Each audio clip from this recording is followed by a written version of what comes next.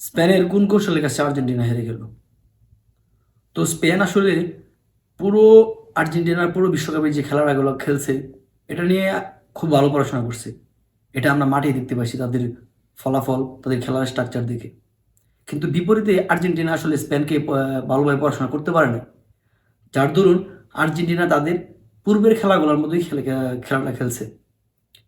তো আসলে আগের প্রতিপক্ষ যেগুলো ছিল আর স্পেন প্রতিপক্ষ সিমিলার নয়, একেবারে আলাদা। স্পেনের খেলার স্ট্রাকচার পুরোপুরি আলাদা। তো আর্জেন্টিনা এই জায়গাটার মধ্যে একটু মানে পিছিয়ে গেছে, যে স্পেনকে তারা ভালোভাবে পড়তে পারে নাই। তো এই জন্য দেখা গেছে যে তারা অনেকটা পিছিয়ে গেছে। তারা সেম আগের স্ট্রাকচারে তারা খেলাগুলো খেলছে, যার দরুন তারা বল নিয়ে তাদের তাদের কন্ট্রোলে ছিল না। ম্যাক্সিমাম বল স্পেনের কাছে ছিল। তো স্পেন আসলে তাদেরকে বুঝতে পারছে যে আর্জেন্টিনা আসলে কোনভাবে খেলে। যেভাবে খেলে তারা সেভাবে প্ল্যান সাজায়, প্ল্যান মতো খেলছে। এবং বলের নিয়ন্ত্রণটা স্পেন চেষ্টা করছে যে আগে যেভাবে তারা বলের নিয়ন্ত্রণ সব টিমের সাথেই ছিল, আর্জেন্টিনার সাথেও যেন বলের নিয়ন্ত্রণটা তাদের কাছে থাকে এবং অপরচুনিটি ক্রিয়েট করতে পারে। যার দরুন আমরা পুরো খেলাটার মধ্যে দেখছি স্পেন বারবার অপরচুনিটি ক্রিয়েট করছে। হ্যাঁ, আমরা এর আগেও ভিডিওতে বলছি যে আসলে স্পেন কতগুলা গোলবারে শট করছে, কতগুলা কর্নার পাইছে। সব কিছু মিলে আসলে স্পেন ডমিনেট করছে পুরো খেলাটাই। আর্জেন্টিনার যে কৌশল, তারা কৌশলটা ধরতে পারছে।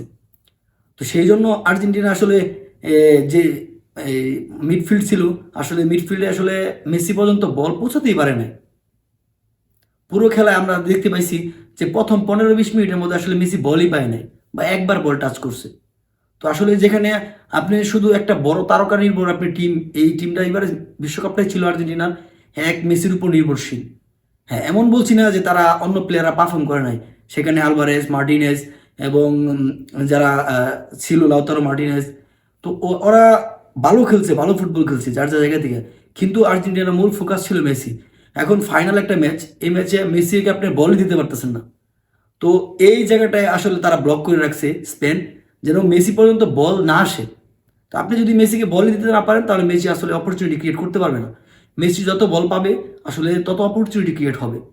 তো আমরা আগের খেলাগুলোর মধ্যে দেখতে পাইছি যে আসলে শেষের দিকে মেসি প্রচুর পরিমাণ বল পাইছে এবং সবাই মেসিকে বলগুলো সাপ্লাই দিতে পারছে, যার দরুন মেসির পা থেকে গোল আসছে, অ্যাসিস্ট আসছে। কিন্তু ফাইনালে আসলে মেসি বারপোস্টে আসলে শট করবে এমন বলই পায় নাই। তো এটা একটা মূল পয়েন্ট ছিল যে আসলে মিডফিল্ডে আসলে তারা গ্যাপ তৈরি করতে পারে নাই, তারা ব্যর্থ হয়েছে মেসিকে বল দিতে। এই জন্য আসলে তারা খেলাটার মধ্যে বলের নিয়ন্ত্রণ হারিয়ে ফেলে এবং স্পেন তাদের সাথে ডমিনেট করে। তো আমার এটাই ছিল মূল পয়েন্ট যে আসলে তাদের মিডফিল্ড ছন্ন ছাড়া মিডফিল্ড ছিল। মিডফিল্ড আসলে বল সাপ্লাই করতে পারে নাই তো মেসি পর্যন্ত, যার দরুন এই খেলাটার ফলাফল এই পর্যন্ত আসছে।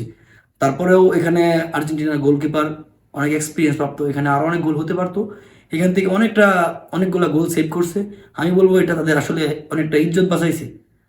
যাই হোক, আর্জেন্টিনা এই বিশ্বকাপ থেকে হয়তো ফাইনাল জিততে পারে নাই, কিন্তু হারানোর অনেক কিছু আছে।